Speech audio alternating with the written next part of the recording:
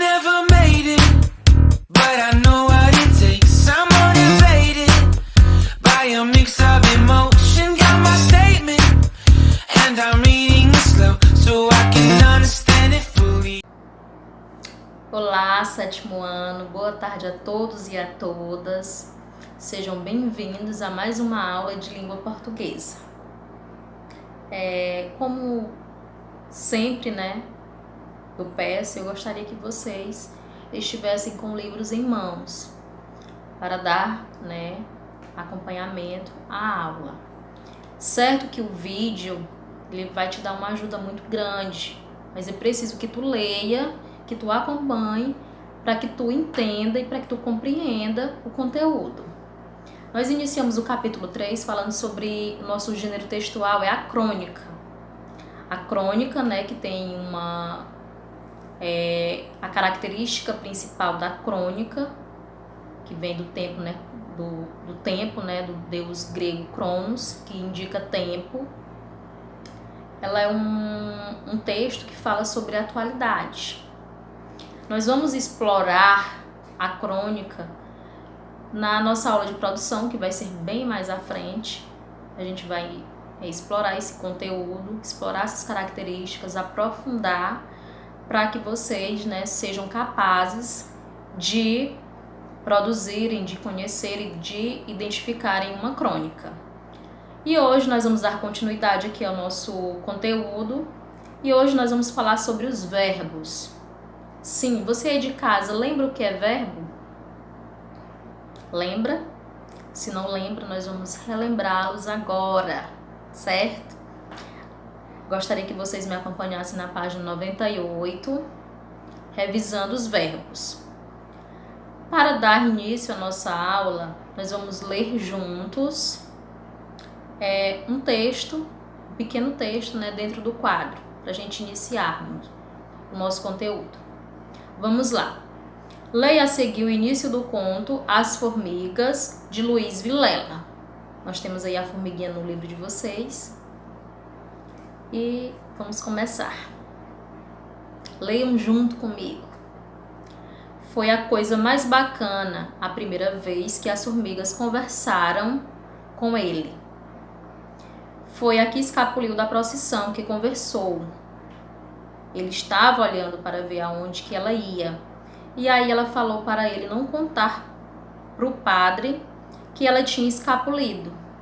O padre, ele já tinha visto que era o formigão da frente, o maior de todos, andando posudo. Gostaria que vocês observassem as palavras dentro do quadro, as que estão em negrito e a que está sublinhada, que é sobre ela que a gente vai conversar agora, certo? Essas questões sempre de abertura, geralmente nós fazemos na sala, oralmente. E hoje não vai ser diferente. Só que eu não estou ouvindo vocês, mas eu gostaria que vocês respondessem na hora que eu perguntasse, tentassem responder, certo? Para que não passe em branco. Vamos lá. E é sobre essas palavras que a gente vai dar início aos nossos verbos. 1. O que as palavras em negrito indicam sobre os personagens? Vamos lá. Que as formigas conversaram com ele. Foi a que escapuliu. Que conversou. Que ela ia. E aí ela falou. Então, vejam que essas palavras, o que elas estão indicando os personagens. Certo? Elas indicam ações praticadas pelos personagens.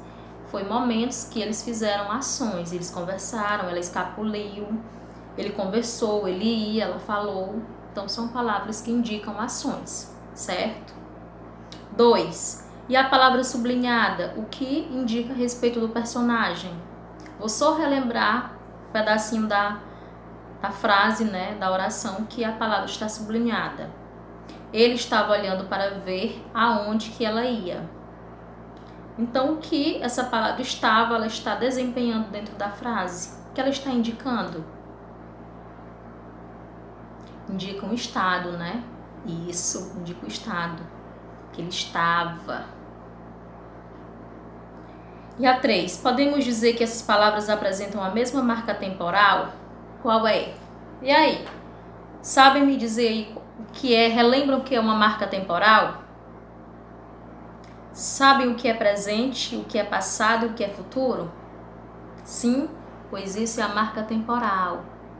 Vamos voltar nas palavras. Elas indicam qual marca temporal? As formigas conversaram.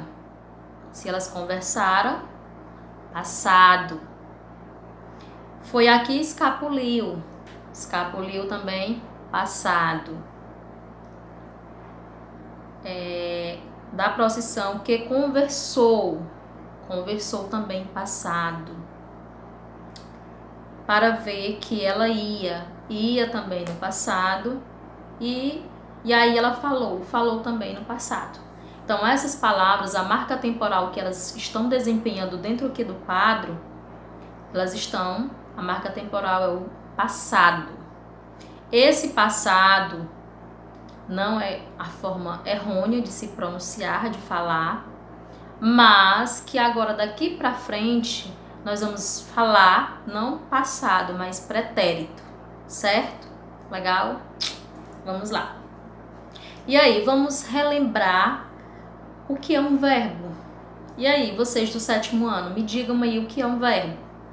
Lembram aí o que é o verbo? Para que ele serve? Sim? Vamos lá. Todas as palavras destacadas nesse trecho são classificadas como verbos.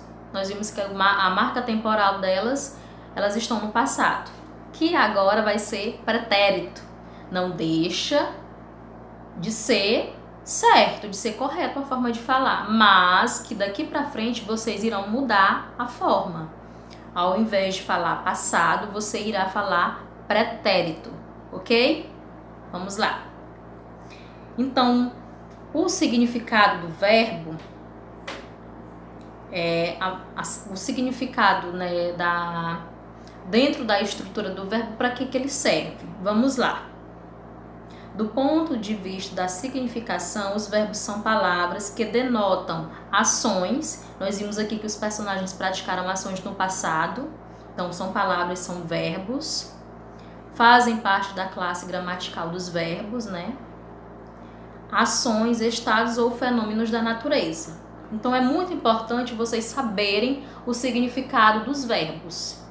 Os verbos, eles denotam ações, estados ou fenômenos naturais, certo?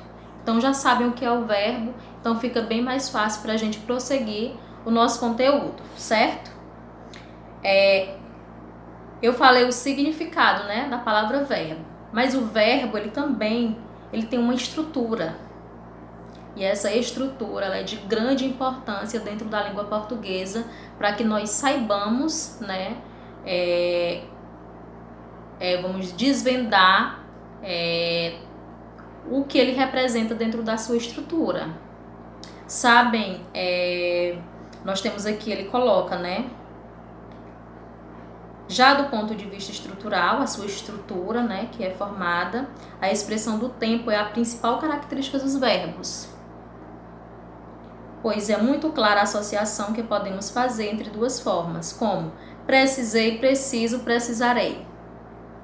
Então, são formas, são marcas temporais diferentes. Então, eu posso, vamos dizer assim, diferenciar através da desinência verbal, certo?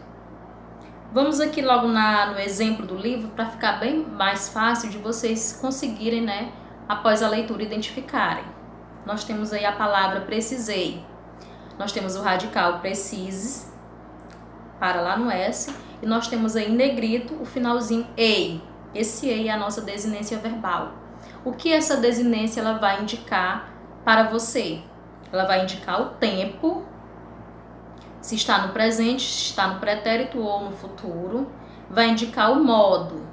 Os modos verbais também a gente vai estudar mais adiante, que eu creio que vocês ainda podem não lembrar. os modos verbais, indicativo, subjuntivo e imperativo, que também vamos ver passo por passo, para que não haja, né, vamos dizer assim, muito conteúdo dentro de uma aula só. E nós temos um número, a gente também vai saber se está no singular, se está no plural, através da desinência verbal. E a pessoa, né, de quem se fala. A pessoa, no caso, as pessoas, eu, tu, ele ou ela, nós, vós, eles ou elas, certo? Vamos lá. Então, quando eu digo precisei o tempo, no caso da desinência, eu vou saber através da desinência, está no pretérito perfeito. Também vamos ver os tipos de pretérito que nós temos dentro da língua portuguesa. Modo indicativo, que indica certeza, que também nós vamos já na próxima aula identificar o porquê do indicativo. O número que você já sabe está no singular, precisei. E a pessoa é a primeira pessoa do singular, no caso. Eu precisei. Eu não poderia falar nós precisei. Estaria errado.